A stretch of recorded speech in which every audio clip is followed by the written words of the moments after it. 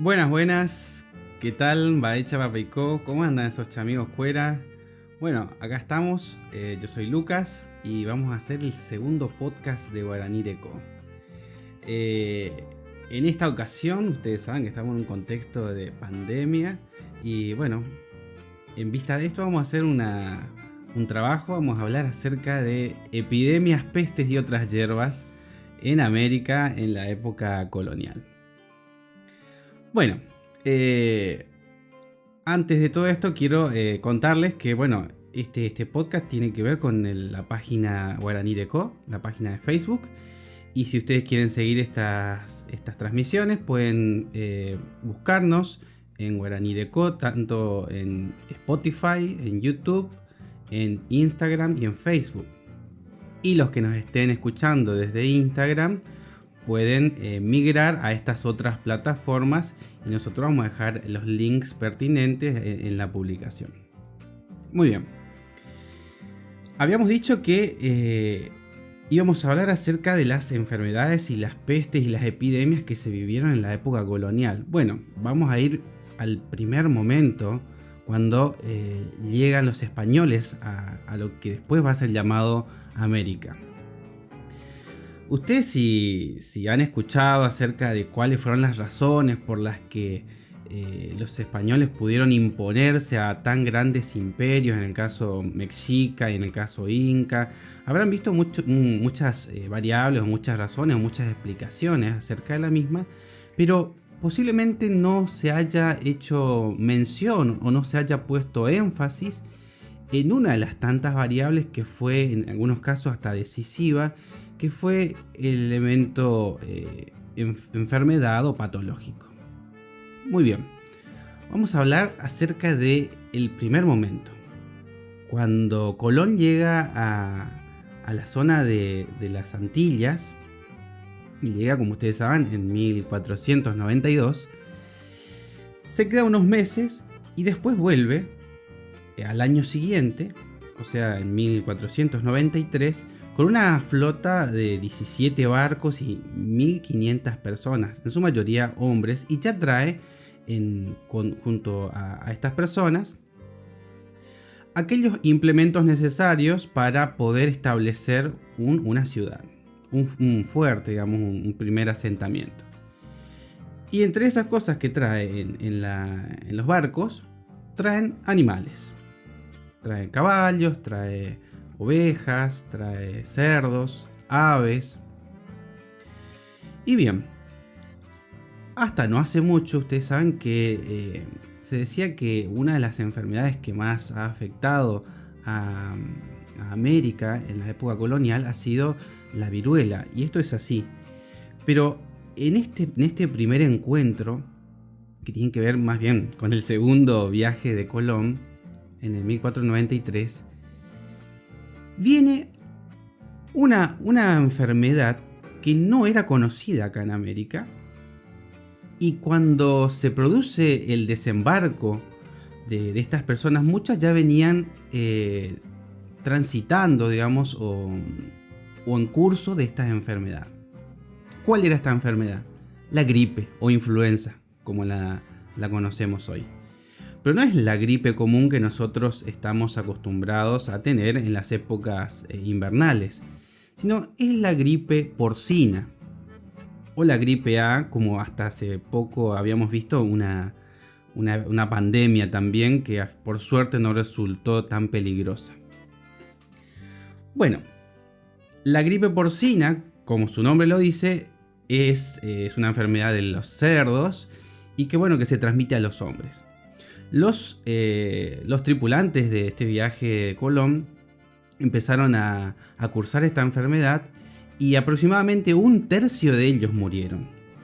Cuando desembarcan los animales y también desembarcan las personas que estaban enfermas, empezaron a transmitir esta enfermedad a los indígenas de la Española, como se le llamaba a la isla que hoy es Puerto Rico. Bien, resulta que los indígenas no tenían las defensas necesarias, su organismo no tenía la inmunidad necesaria para este tipo de enfermedad que era absolutamente nueva. Para los españoles no, y ya venían desarrollando cierta inmunidad relativa que hacía que, bueno, no, en el transcurso del desarrollo de la enfermedad no tuvieran que sufrir inconvenientes tan graves para llevarlos en masa a una situación de muerte, como sí empezó a suceder en las Antillas. Ustedes saben que cuando empiezan a contagiarse, la enfermedad empieza a ser realmente masiva, empiezan a morir muchas personas. Los españoles estaban realmente asustados por lo que estaba pasando. Y si miramos los números, los taínos, los caribes y otros grupos indígenas que vivían en la zona de las Antillas, llegaban aproximadamente, según cálculos de la época, a una población cercana a las 3.700.000 personas, una cantidad importantísima. Esto es en 1493. En 1518, esas cerca de 4 millones de personas de las Antillas y del Caribe se habían reducido a 15.700 personas. Fue una masacre patológica, una masacre virulenta, terrible, que fíjense cómo terminó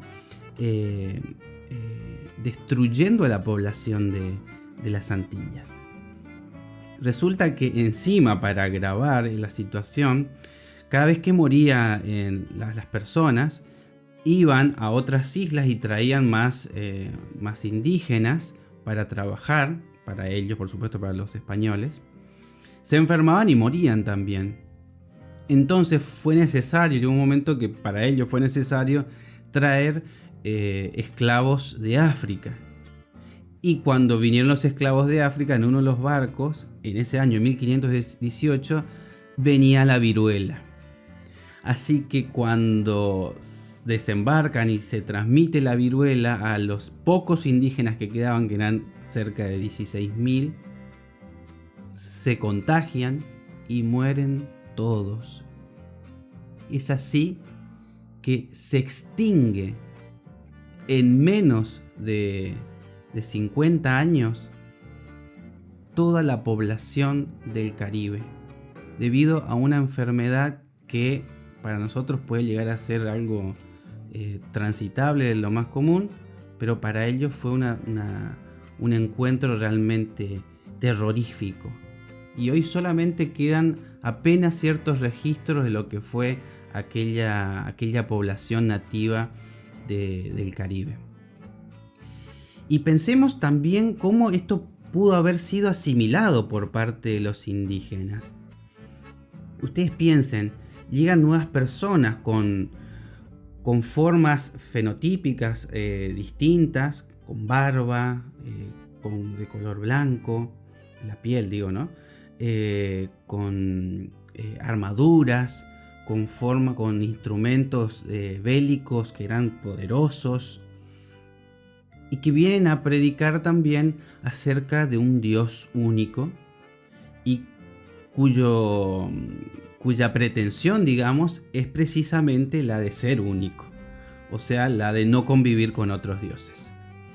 Entonces ustedes imagínense la ruptura paradigmática, epistemológica que tuvieron que transitar estos indígenas al encontrarse con un Dios que viene a decirles que si no se postran ante él, si no lo aceptan como su único salvador, pueden llegar a sucederle cosas malas.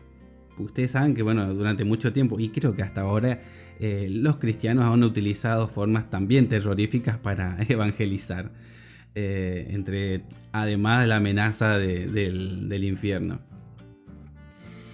Y también muchos pueblos indígenas conciben esto de que puede haber diversidad de dioses, y en las guerras, las batallas también las libran los dioses.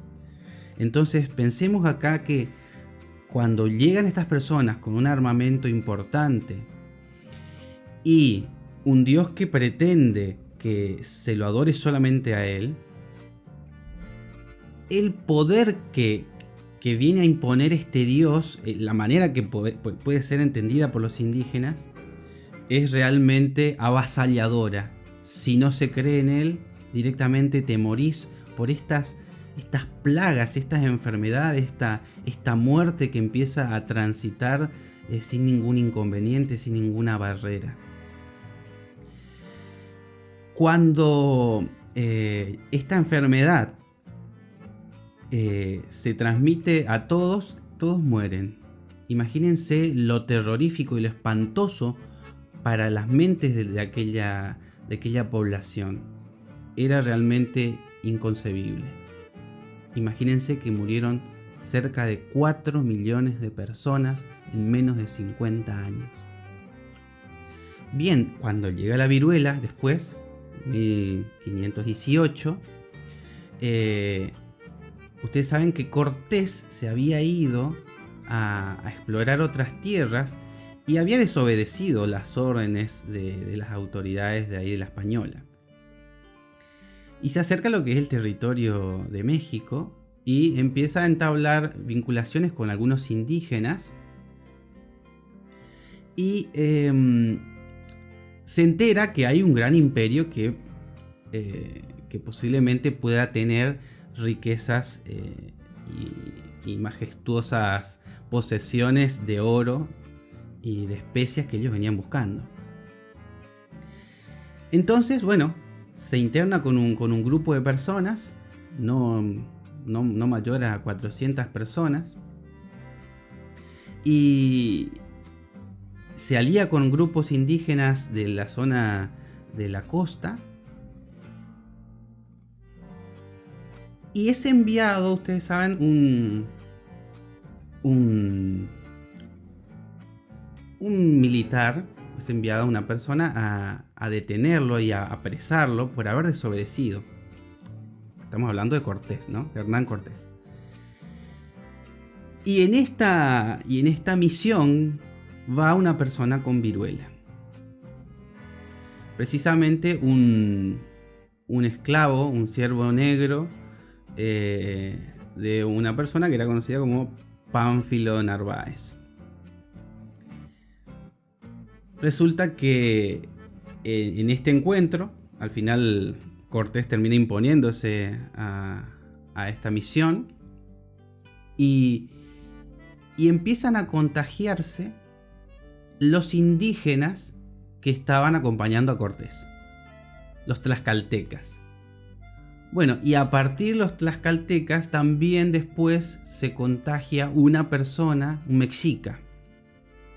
Hernán Cortés está por sitiar la ciudad de Tenochtitlán. Esto es lo que hoy sería la Ciudad de México. Una ciudad que tenía muchísima población. Ustedes piensen que en la zona de México se cree que existían alrededor de 25 millones de personas. Bien, el 30 de mayo es que empieza el sitio que va a hacer Cortés a la ciudad de Tenochtitlán. Y justo unos días antes, ustedes saben que entra un indígena mexica que había sido contagiado de viruela. El sitio a Tenochtitlán, o sea, la ciudad quedó sitiada durante un año más o menos y se convirtió en un hervidero de epidemias. Primero la viruela, después la gripe, después la disentería, la fiebre tifoidea, y fue esta una de las tantas razones, pero fue una de las principales por las que el sitio terminó sucumbiendo ante Cortés. Muchísimas personas murieron, al punto tal que incluso muere el rey mexica. Y es así que aparece Cuauhtémoc, que muchos de nosotros lo debemos conocer por el Chavo del Ocho. Es Cuauhtémoc quien tiene que rendirse ante Cortés. Y aquí vemos justamente esto que decíamos al principio, cómo a la hora de hablar muchas veces de la conquista de América y cómo grandes imperios terminan cayendo ante pequeñísimos ejércitos de 200, 300, 400 personas, como conformaban los grupos que iban con Pizarro y con Cortés, no se nos avisa, no se nos cuenta, no se nos trabaja acerca de este elemento que fue importante, que fueron las epidemias, las enfermedades infectocontagiosas. Y en el continente, ya en Sudamérica y también en Norteamérica, la viruela, el sarampión, el tifus exentemático, va a ser también, la fiebre amarilla, van a ser también su parte a la hora de diezmar considerablemente la población indígena. Y es por eso que hay que tener muy en cuenta este elemento. Si en uno de sus textos, Francisco Guerra, que es un especialista en esta temática, hace una comparación con Filipinas. Filipinas también fue un territorio conquistado por los españoles. Y más o menos para la década de 1520 llega Magallanes a esa zona. Pero ¿cuál es la diferencia? En ese territorio ya había animales domésticos como los que tenían en Europa. Básicamente tenían el cerdo.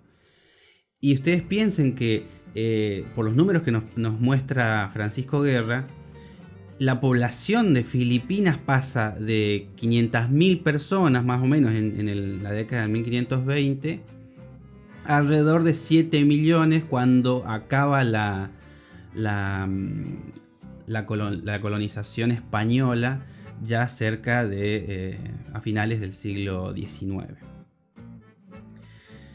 Entonces, bueno, tiene que ver esto precisamente con el desarrollo de inmunidades que por supuesto los indígenas de América no los tenían o no las tenían, en cambio sí los de la zona del sudeste asiático, porque bueno, ya se conocían a estos animales, estaban domesticados y eran precisamente los vectores de la influenza.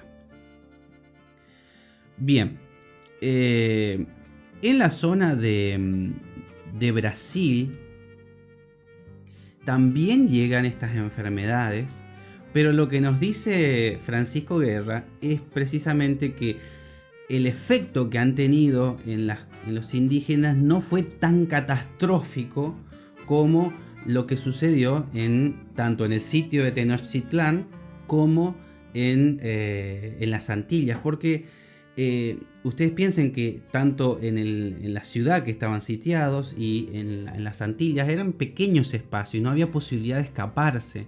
En cambio, en la zona de Brasil, cuando empiezan a aparecer los síntomas, las muertes masivas, empiezan también las migraciones hacia el interior de la selva. Es esta una de las razones por las que van a migrar muchos indígenas, y también es explicativo de una de las conductas que van a aparecer en los pueblos tupíes y guaraníes, y que esto va a estar muy bien trabajado por Helen Clastres en uno de sus libros que se llama La Tierra Sin Mal, el profetismo tupí guaraní.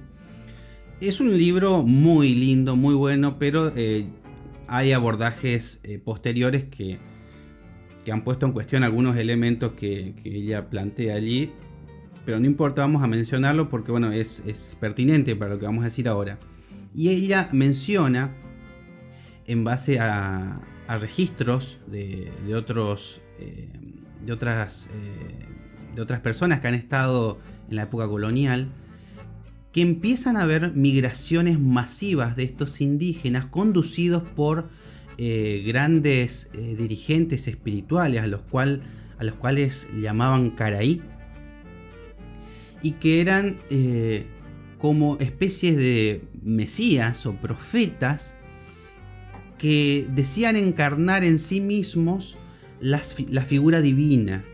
Ellos prácticamente eran seres divinizados.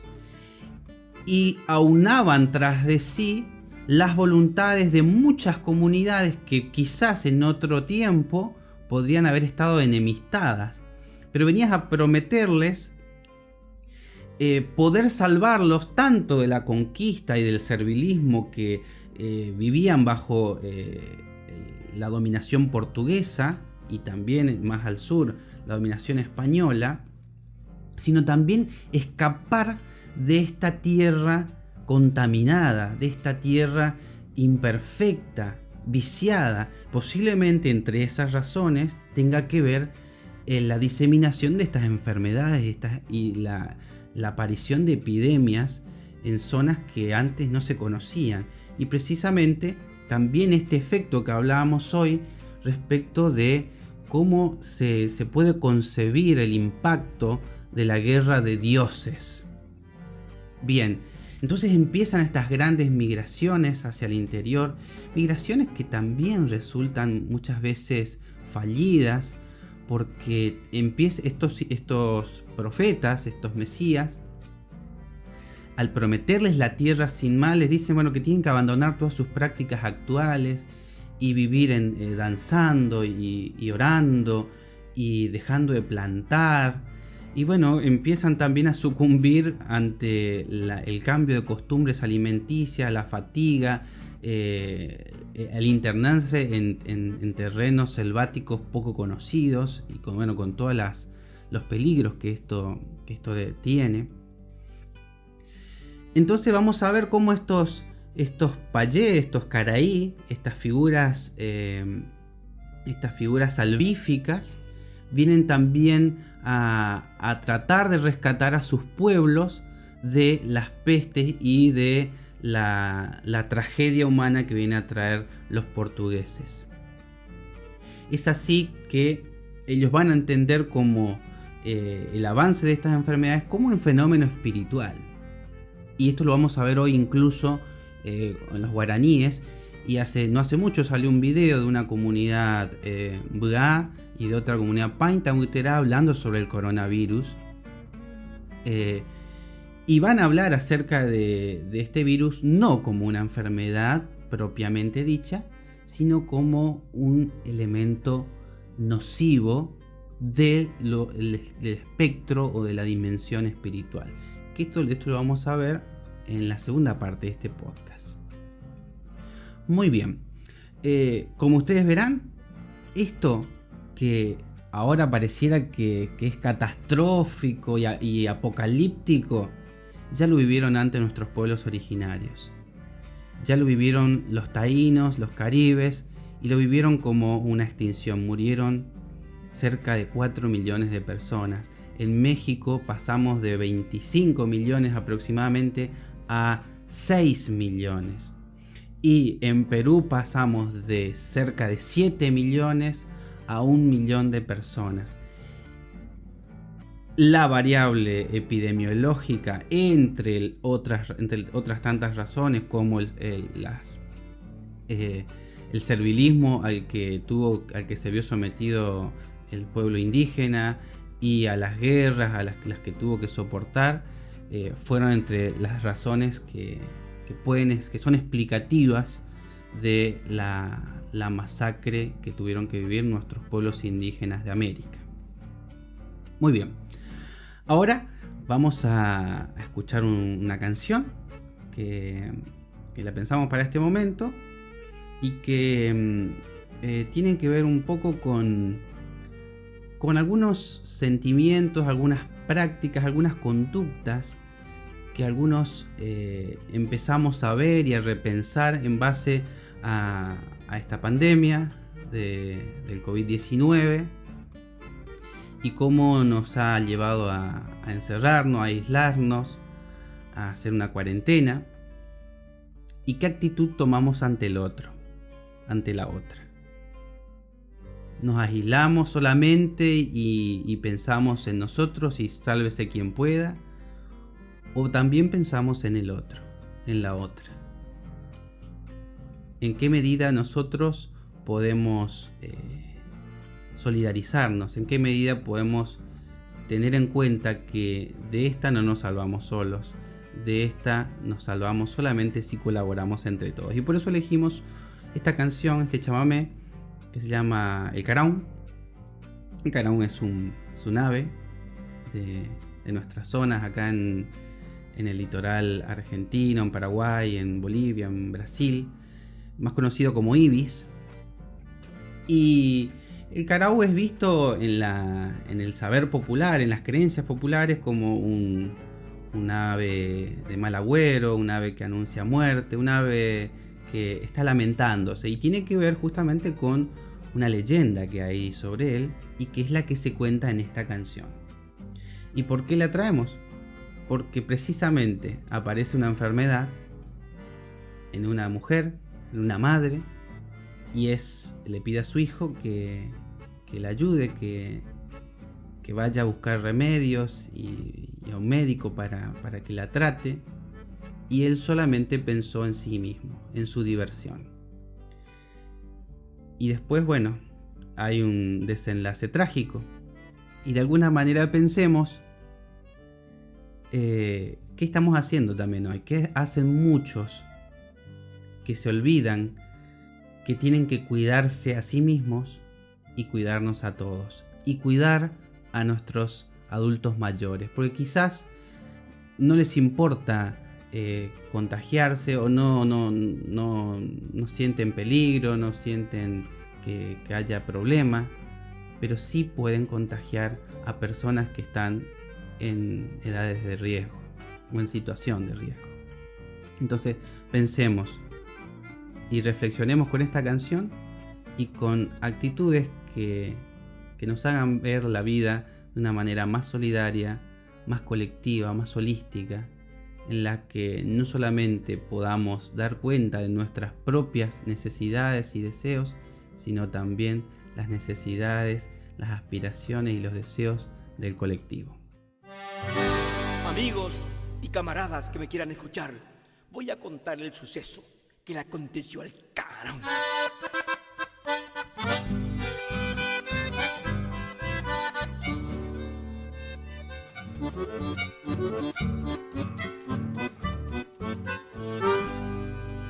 Estando la madre enferma, remedios salió a buscar. Encontró una concurrencia y allí se quedó a bailar. Bailando estaba en la fiesta con la guainita mejor, cuando se acercó un amigo y le dijo con dolor: disculpe, amigo Caraún, a nivel quiero que arute de la noticia o mano a buen decir. No importa, mi buen amigo, el baile no ha de dejar. Si un manoro ya o manoma, hay tiempo para llorar.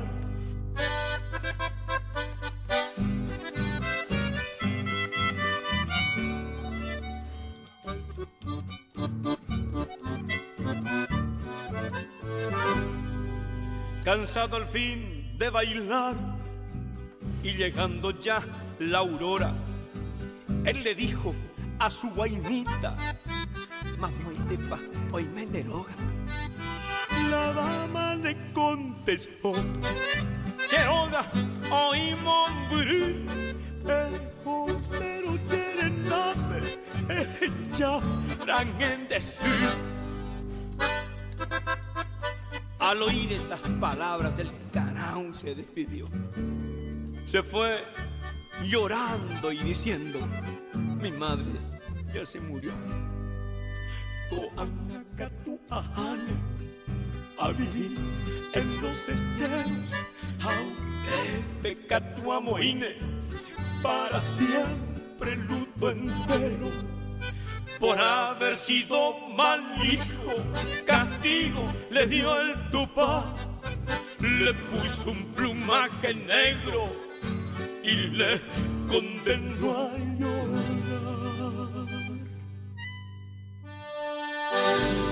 Bueno, acabamos de escuchar El Caraún, un chamamé de autor anónimo. Bien, como habíamos anunciado antes, ahora vamos a ver cómo es la concepción que tienen los guaraníes acerca de la enfermedad. Habíamos dicho que no lo ven como un agente patógeno como nosotros lo entendemos, o no como producido por un agente patógeno, mejor dicho, sino como un espíritu, una entidad espiritual que es la que produce un desequilibrio en la persona. Esta entidad espiritual puede ser un espíritu de un animal, de una planta, puede ser también un dardo que tiran, un proyectil que tiran estos espíritus y que empiezan a generar en las personas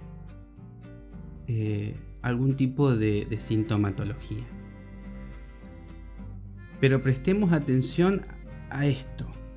La enfermedad es vista como un desequilibrio que aparece cuando hay un elemento que introduce una anomalía, y esa anomalía, esa distorsión, puede darse, y esto lo entienden no solamente nuestros pueblos guaraníes, sino también otros pueblos, cuando se da el terreno fértil en nosotros, en la comunidad, para que ingrese algún elemento nocivo.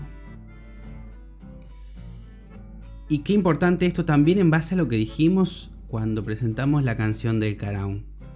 En esto de preservarnos nosotros, equilibrarnos, estar en armonía con nosotros mismos, con nuestro espíritu, con nuestra energía, estar en armonía con nuestro entorno natural y estar en armonía con nuestro entorno social o comunitario.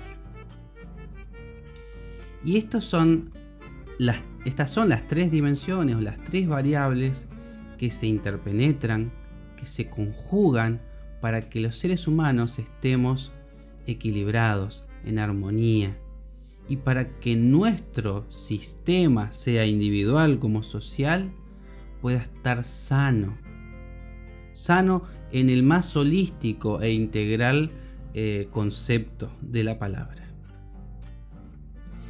Y se introduce una anomalía, se introduce una distorsión cuando también nosotros, sea individualmente o colectivamente, permitimos por algún grado de distorsión de nuestro buen vivir o del buen vivir comunitario, e ingresa esto. Y nuestros pueblos han creado precisamente todo un conjunto de normas a partir de las cuales podemos practicar el buen vivir, el Tecópona. Practicarlo implica esta relación de respeto, de armonía, de afecto, de amor y de sabiduría con nuestros hermanos de las entidades espirituales, con nuestros hermanos de las entidades naturales y con nuestros hermanos de la humanidad. Entonces, cuando ingresa el espíritu, cuando ingresa la distorsión, lo nocivo, nuestros pueblos han tenido en su sabiduría inmensa elementos para poder contrarrestarlo. Entre eso está el tabaco, a partir del cual con su humo pueden fumigar y sahumar a las personas, y no solamente funciona como un estetoscopio o como una radiografía, como un estudio integral acerca de lo que está pasando en el organismo, en el ser de la persona, sino también es utilizado para sanar, para limpiar las impurezas. Y este tabaco es la representación simbólica, es la sombra de lo que fue el Tatashiná, que es la bruma vivificante del dios Yacairá, el dios que todos los días manda ese rocío, esa neblina sobre los montes, sobre las sierras en la zona de Misiones, del Paraguay, de Brasil. Esa niebla, esa neblina que vivifica, que humidifica la tierra y que le da vida. Y con esa neblina el Dios Yacairá sana también a la tierra, sana también a la selva, sana también a la humanidad. Y bueno, nuestros pueblos originarios, nuestros guaraníes, utilizan el tabaco como una imagen, como una simbología del Tatallina. Y es con ello que también sanan a sus miembros. Y también se utilizan plantas medicinales, se utilizan elementos animales, sean lo producido por los animales o también alguna parte de la grasa, elementos botánicos, elementos minerales, etc. Pero siempre pensando que la salida es en comunidad, es uniéndose en una oración, en un ruego, y en los que el payé, el paí, el tamoy, son distintos nombres para llamar al sacerdote, al dirigente espiritual, puede sanar con este acompañamiento comunitario y con estos elementos que le han dotado las divinidades para poder reequilibrar a la persona, para poder volver a estar en armonía con la naturaleza, con las entidades espirituales y con la comunidad humana. Bueno, espero les haya gustado. Síganos, suscríbanse a nuestro canal, al Guaraní Recó en YouTube, síganos en Spotify y bueno, también en nuestras redes, en Instagram y en Facebook. Bueno, un abrazote enorme para todos, para todas, y que podamos ir transitando estos momentos tan difíciles, teniendo en cuenta que juntos tenemos que hacerlo, acordándonos del otro y de la otra, y cuidarnos y tomarnos momentos de nuestra vida en cuarentena, en aislamiento, para repensarnos, para pensar esto de qué somos, hacia dónde vamos, de dónde venimos, cómo somos en la relación y en la interrelación con nuestra espiritualidad, con nuestros hermanos y hermanas y con los elementos de la naturaleza. Cómo ahora que los humanos nos hemos replegado hacia el interior de nuestros hogares, la naturaleza está nuevamente ocupando espacios que nosotros les habíamos usurpado. Volvamos a ser naturaleza, volvamos a ser espirituales, volvamos a ser humanos. Yashue Yata, y nos vemos en la próxima entrega.